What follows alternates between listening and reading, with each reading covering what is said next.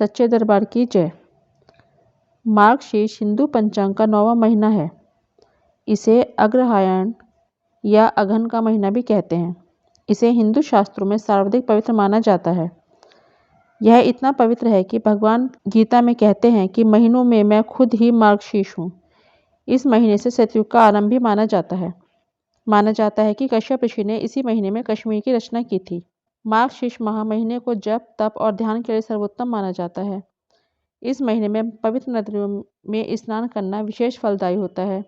इस महीने में मंगल कार्य विशेष फलदायी होते हैं। श्री कृष्ण की उपासना और पवित्र नदियों में स्नान विशेष शुभ होता है। इसी महीने में चंद्रमा से अमृत तत्व की प्राप्ति भी होती है।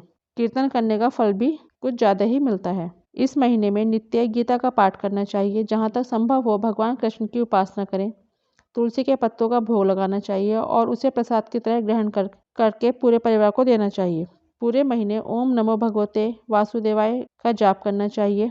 यदि संभव हो सके तो किसी नदी में स्नान भी करना चाहिए। इस महीने में पड़ने वाली सभी व्रत त्योहार का विशेष महत्व होता है। उनमें से एक है उत्पन्ना एकादशी। आइए जानते हैं उत्पन्ना एकादशी के लिए। मार्गशीर्ष मास की कृष्ण पक्ष की एकादशी तिथि को उत्पन्ना एकादशी कहा जाता है और इसी दिन इसका व्रत रखा जाता है। शास्त्रों के अनुसार सभी व्रतों में एकादशी का व्रत सबसे महत्वपूर्ण बताया गया है। एकादशी एक देवी हैं जिनका जन्म भगवान विष्णु से हुआ है और मार्गशीर्ष की एकादशी के दिन ही यह प्रकट हुई थी। इसलिए इस एकादशी का नाम उत्पन्ना एकादशी हुआ।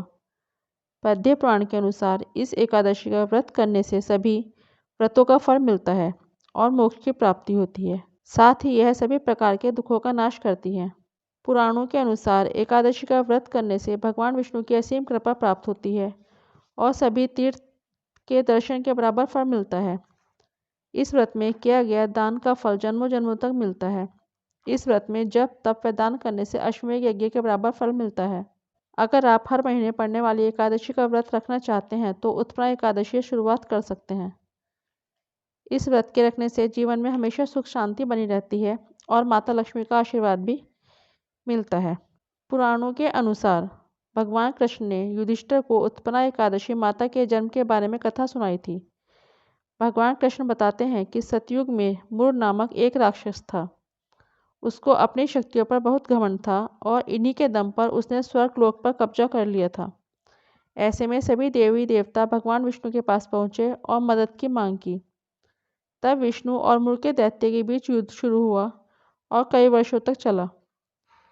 राक्षस से युद्ध करते करते भगवान विष्णु थक गए। इसलिए वह बद्रिकाश्रम में गुफा में जाकर विश्राम करने लगे। मूल राक्षस भी भगवान विष्णु का पीछा करते करते गुफा के पास आ पहुंचा। भगवान अपनी निंद्रा में लीन थे। तभी मूल राक्षस उनको मारने के लिए आगे बढ़ा। जैसे ही राक्षस ने अपना हथियार उठाया तभी भगवान विष्णु के शरीर से एक देवी प्रकट हुई और उन्होंने मूल राक्षस का अंत कर दिया। देवी के कार्य से भगवान विष्णु प्रसन्न हुए और उन्होंने कहा कि आप मार्गशीर्ष मास की कृष्ण पक्ष की एकादशी तिथि को प्रकट हुई हैं, इसलिए आज से आपका नाम एकादशी होगा। सभी व्रतों में तुम्हारा व्रत सबसे महत्वपूर्ण होगा।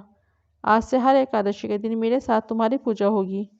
जो भी व्यक्ति एकादशी का व्रत व पूजा करेगा उसकी सभी समस्याओं का अंत होगा। बोलो विष्णु भगवान की जय, लक्ष्मी मैया की जय, एकादशी माता की जय।